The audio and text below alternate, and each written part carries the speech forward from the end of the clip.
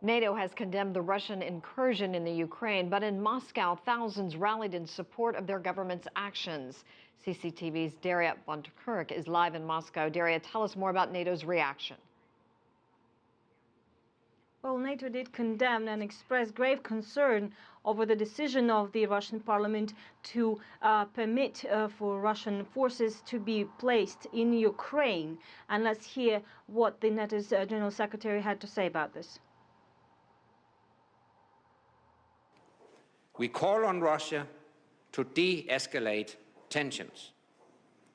We call upon Russia to honor all its international commitments, to withdraw its forces to its bases, and to refrain from any interference elsewhere in Ukraine. From the Russian public to the takeover of the Crimean region, Daria. Well, the public opinion here is split. There have been pro-war and anti-war demonstrations here in Moscow and in St. Petersburg.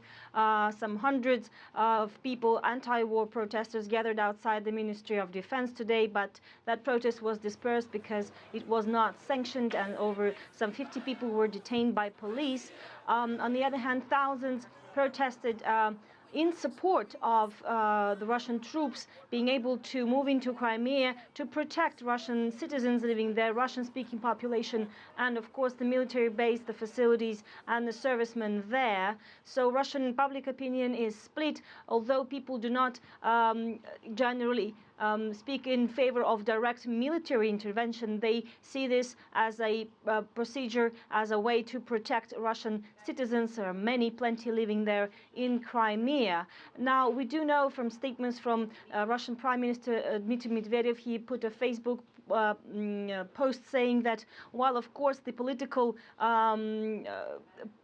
authority of President Viktor Yanukovych is sort of on decline, but he still remains legitimate president of Ukraine, and in order to proceed out of this crisis, he said it is possible that if Ukraine wants to impeach Viktor Yanukovych, it can do that, and if it wants to put him into court, of course they can have procedures in place to do this, but to proceed legally, he said, this is the only way.